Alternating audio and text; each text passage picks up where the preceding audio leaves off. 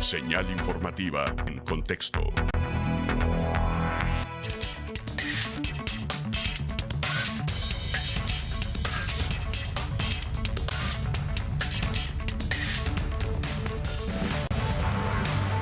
Estamos de regreso en esta transmisión especial, estrenando nuestra señal en la región sur del estado, desde Zapotlán el Grande. Y por supuesto, estar en este municipio y hablar de su historia, de su cultura, de los grandes personajes que nacieron aquí, obliga a platicar con quienes más conocen de este tema. Este Zapotlán el Grande, que creció tanto, decía Arreola, que nos lo hicieron ciudad y luego nos lo volvieron a convertir en Zapotlán el Grande.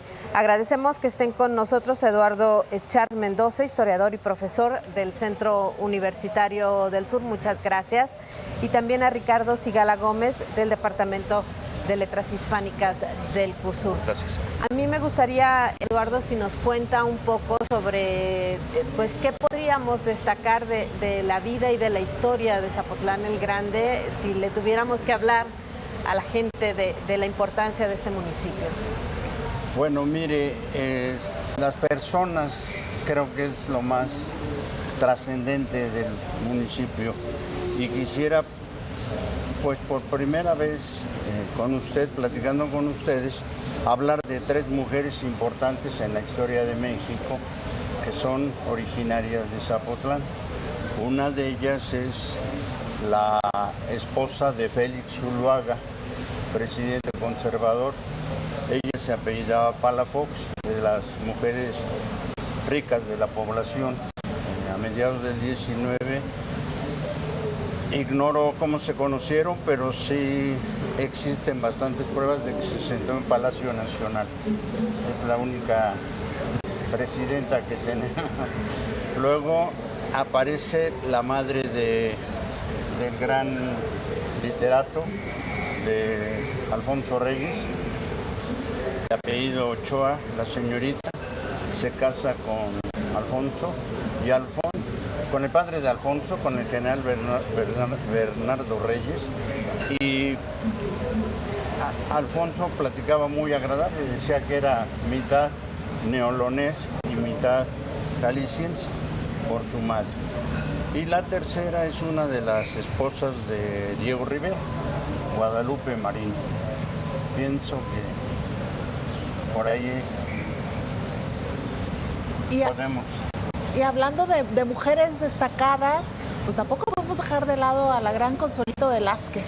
Bueno, sí, claro, pero ella ya como que es el bastión musical y la mujer que su música se ha oído en todo el mundo.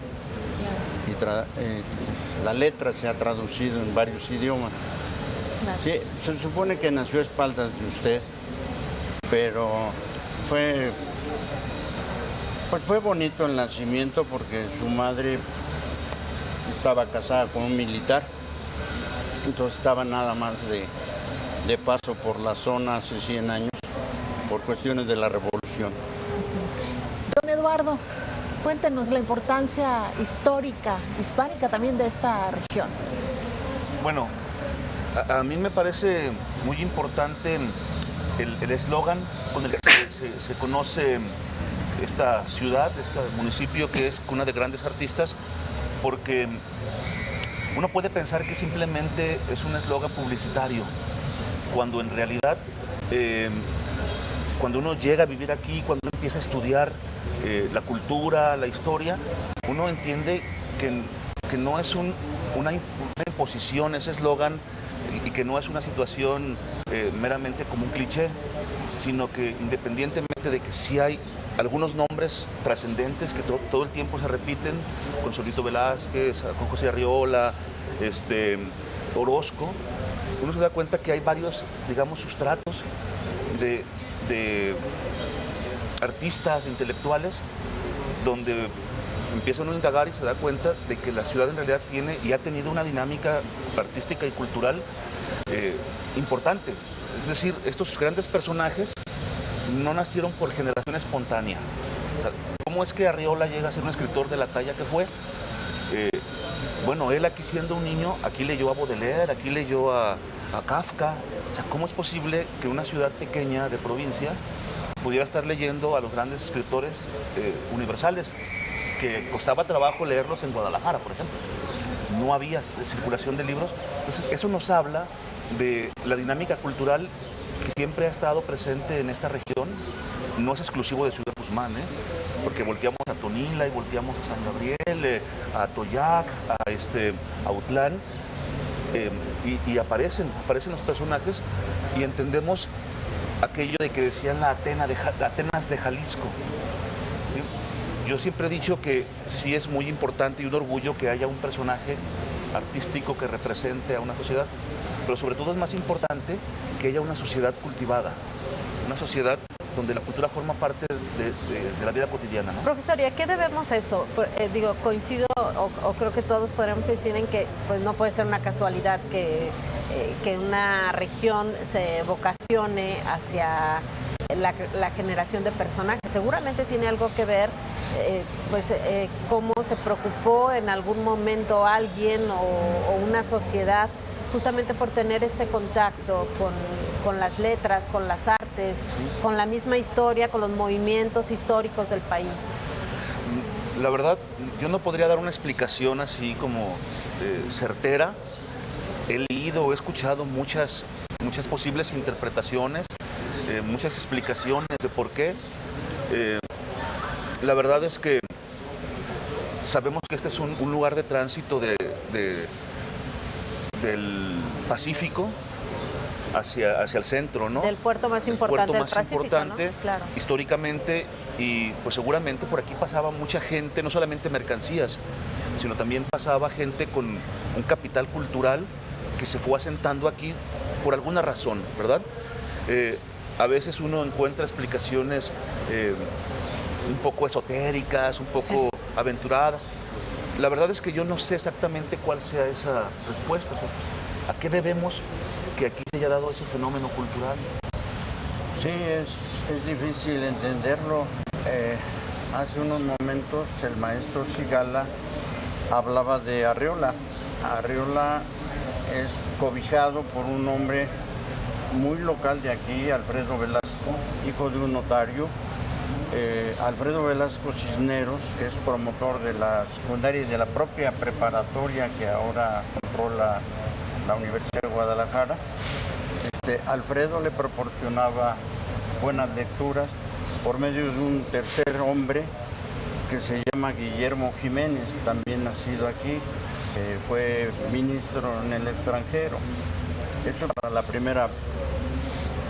primer comentario. Y el segundo, para no robarme el tiempo de ustedes tres y de público, todos los presidentes sin excepción serán dos del siglo XX o principios del XXI, todos los demás han venido aquí. Porfirio Díaz al traer el ferrocarril, todos por alguna razón. Obregón estuvo aquí, Comonfort estuvo aquí, Ignacio Comonfort, y de ahí todos. De la Madrid vino por el temblor del 85. ¿Sí? Peña vino el año antepasado a hablar con los agricultores. Entonces, pese a que la población no es muy grande, sí tiene un movimiento político y social no extraño, sino muy propio. ¿Hay arraigo de los habitantes a todo esto de lo que nos hablan? Pues yo entiendo que sí hay un arraigo. También hay que decir que es ya lo decía hace rato, es una ciudad de tránsito, primero históricamente por el comercio, ahora porque es una ciudad universitaria en muchos sentidos. Sin embargo, yo siento que mucha gente que llega se queda, pero además no solamente se queda, sino que se asume zapotlense o se asume del sur, gente del sur. Profesores, muchísimas gracias por compartirnos el significado de este importante municipio y de esta importante región. Muchas gracias. Gracias a ustedes. Gracias, es el profesor Eduardo Echar Mendoza, historiador y profesor del Centro Universitario del Sur, y Ricardo Sigala Gómez, del Departamento de Letras Hispánicas, también del CUSUR. Nosotros hacemos una pausa, regresamos, tenemos más información.